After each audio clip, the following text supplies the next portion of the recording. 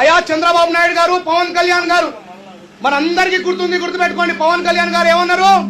ఒక మతతత్వ పార్టీకి ఈ పవన్ కళ్యాణ్ తలకుతాడా అన్నాడు.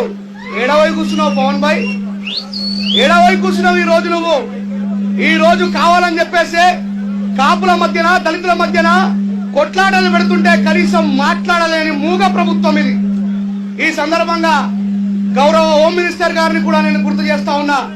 మీరు ఒకవేళ దళితురాలు కాకపోతే ఆ సీటు మీద కూర్చునే వాళ్ళు కాదనే విషయాన్ని గుర్తు చేస్తా ఉన్నా. తోటి దళిత జాతి మీద అన్యాయం జరిగితే మాట్లాడలేని మీ పదం ఎందుకు అని నేను ప్రశ్నిస్తా ఉన్నా.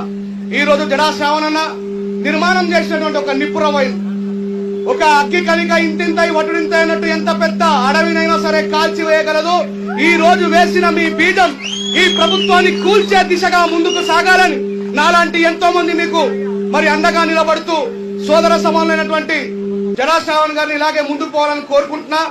చాలా మంది మా జాతిలో ఉన్నటువంటి దొంగలు కూడా రకరకాలుగా మాట్లాడుతున్నారు. చాతగాని వాళ్ళకంటే ఒక అడుగు ముందుకేసిన వాడే ఎప్పుడైనా గొప్పవాడు నా దృష్టిలో.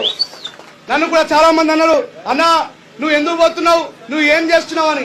ఏమీ చెయ్యని వాడి కంటే ఏదో ఒకటి చేసేవాడే సమర్థుడు అనే విషయాన్ని గుర్తు చేస్తా ఉన్నా.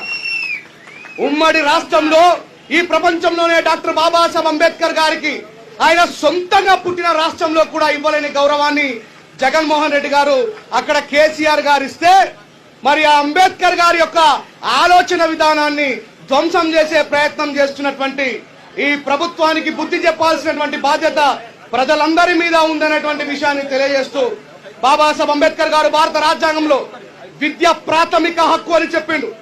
విద్య ప్రాథమిక హక్కు అని చెప్పిండు.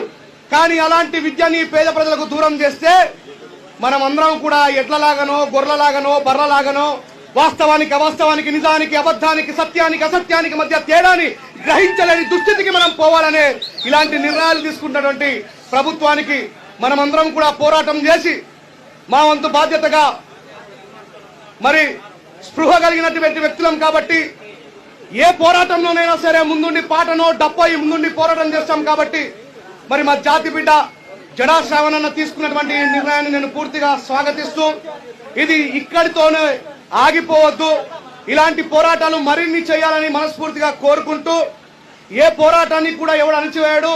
మా అదృష్టం ఈ పీడ మాకు విడగడైపోయింది, మీ మీద పడ్డది. మీరు కూడా వీలైనంత తొందరగా ఈ పీడని విడగడ చేసుకోవాలని మనస్ఫూర్తిగా కోరుకుంటున్నా. మరి ఒక ఆయననేమో గత ప్రభుత్వంలో నిర్మాణం చేస్తే ఈయన తీసుకుపోయి ప్రైవేట్ పరం చేసే ప్రయత్నం చేస్తా ఉన్నాడు. మరి దీని మీద గౌరవ మాజీ ముఖ్యమంత్రి జగన్మోహన్ రెడ్డి గారు కూడా వాయిస్ ఇవ్వాలని, ఆయన పార్టీ నుంచి కూడా దీన్ని తిప్పికొట్టి ప్రజా